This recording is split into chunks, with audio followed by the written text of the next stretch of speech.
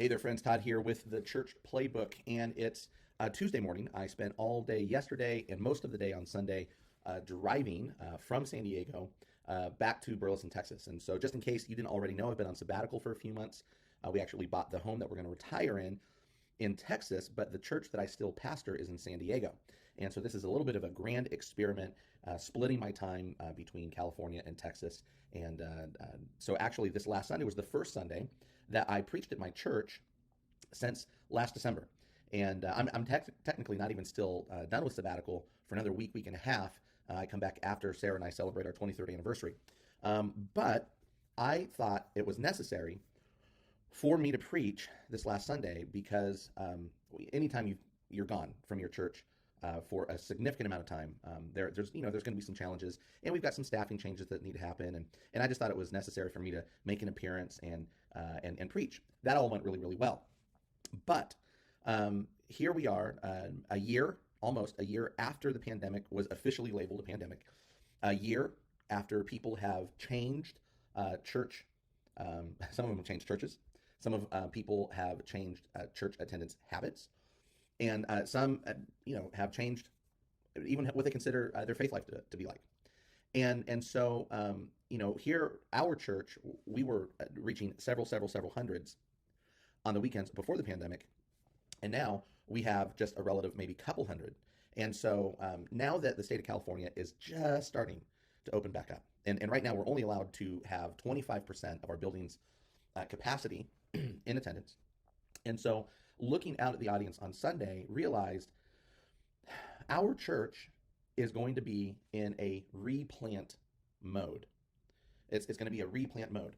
And, I tell the story in the Church Playbook about how our church, we grew to 200 really fast. And then we had my best friend, my executive pastor, and his wife left, not for any sin reasons, just church planting is really hard. Well, that gave permission to about 40% of our church to leave too. Now that's normal in church plants, but we lost 40% in 3 weeks. That's not normal. And so in fact, the entire story of the Church Playbook is how our church went from 0 to 200 down to 110, 120, and then back well over 200 and up to 6, 7, 800. And the 6 principles that we discovered, we didn't create them, we just discovered them sort of accidentally. And, so I wrote all of those down, and thus we have the Church Playbook. Well, I am going to use the principles of the Church Playbook again to rebuild our church again. And so I just wanted to show you kind of the first step that I'm taking. Principle number 1 is you have to get the field ready. In the Church Playbook, you have to get the field ready. As a youth football coach, I had to get the field ready, whether it was for a practice or a game. And so I had to show up to the field a half an hour, 45 minutes, sometimes an hour early, sometimes an hour before practice, to set up cones, to set up all of the yard lines, all of the end zone, make sure that all of the drills were set up. I had to get the field ready. Now, getting the field ready is going to be different for the different members of your team, because again, if you've read the Church Playbook, you know that your team does not just consist of the people that put on the uniform. You've got owners. In the NFL, you've got owners of the team. Well, getting the field ready for them looks different than getting the field ready for your players. You've got your other coaches. Getting the field ready for them looks different. You've got your players. Getting the field ready for them is different. You've got your fans. Getting the field ready for them is different. And then you've got your community in which your team represents. And so, you're trying to get the community engaged and actually come to a game. Same thing with our church. You have to get the field ready. And so, one of the first steps that we talk about is you have to think with the end in mind. Once I get a guest to show up, what do I want the process to look like for them to go from guest to member to leader? And you have to think that whole process through before you ever invite one person. Well, before that, you need to figure out who is already on your team. Who are the owners? Who are your coaches? Who are your players? Your volunteers? Who are the people that are just going to attend? And then we're thinking about who are we going to invite in. So what I wanted to show you real quick is I have, let me see if I can, there we go. So I have a list of nearly 2,200 contacts on our email list. And we've gone through over the years and we have whittled down, 1,567 of them are active subscribers to our email list. And so, and honestly, this isn't even a big list.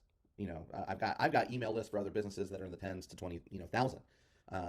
So but this is this is hyper accurate to my community. So I'm not trying to reach all of San Diego. I'm just trying to reach this small portion of it. Anyway, so I have this list of active subscribers, and I want to ask them a question. Hey, do you still go to Riverview, my church, regularly, whether in person or online? And so I'm doing the survey. Okay, so it took me. Let me see here. There we go. I just created a quick survey website via the builder that I use in ClickFunnels. And if you have questions about that, put it in the comments. I'll show you how I use it. So here it is. So do you still go to Riverview? Yeah. And what I'm doing is I'm incentivizing them to fill out this survey by saying, hey, we're going to pick a lucky winner to win $100 by answering this one question. And so help us update our database. So right here, there's going to be an auto-playing video from me. I'll show you that in a second. Help us update our database. Can you believe that Riverview is turning 10 years old? Help us keep our database up to date by answering the question below. Do you still attend Riverview regularly, whether in person or online? And it's just 3 options. Yes, I am still committed to Riverview as my church of choice. No, I've moved on from Riverview and I'm attending another church. No, I no longer attend Riverview or any other church. Now, I'm going to respond to each of these answers differently. I'm going to create a new email list just of the people that say, hey, I'm in, because these are the people that I'm going to pull from as we get ready to sort of relaunch, by Easter Sunday. These are the people that I'm going to pull from to, have people volunteer for different ministries. These are people that I'm going to pull from, for, leadership team, yada, yada. No, I have moved on from Riverview and am attending another church. Now, I'm going to personally call these people, and I'm going to do 2 things. One, I'm going to say, hey, thank you so much, for helping us get started in the last 10 years. Thank you for helping us grow. We love your family. The second question I'm going to ask is, hey, I just want to make sure, are we okay? I just want to make sure that, we didn't do anything to offend or hurt. We're not asking you to come back. We want you to plug in and do a deep dive into whatever church you're currently attending. But I just want to make sure we are good, because how these people talk about you out in the public matters. You want your church to have a good reputation. And then no, I no longer attend Riverview or any other church at this time. I'm going to make a separate email list of these people. And for 2 reasons. One, I'm going to give this list of names to my prayer team. Okay, so if these people have just fallen through the cracks, or maybe they went through some season of their life, again, pandemic really messed everybody up. I just want to say, hey, how can we serve these people? How can we love these people? Is there anything that we can do to get them to attend? And so if I am sending an email out about Easter, this first group of people, man, they're going to get 1 email. Okay, vision casting email.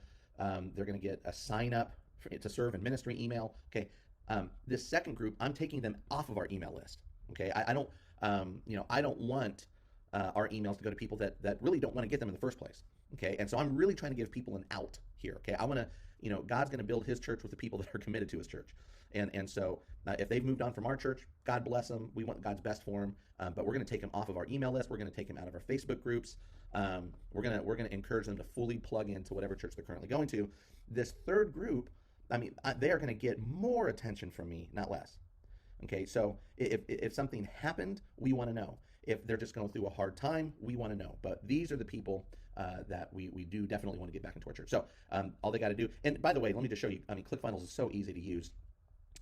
These are just input forms right here, and so like you can actually clone, and now I've got 2 first name input forms. It's just super easy to use. So we'll go and delete that. Click on it and input type. What do you want this to be? Well, it can be, you can have their full name, first name, last name, and so we'll leave it first name. Placeholder text. You can say enter your first name. And so as you're typing, it populates over here.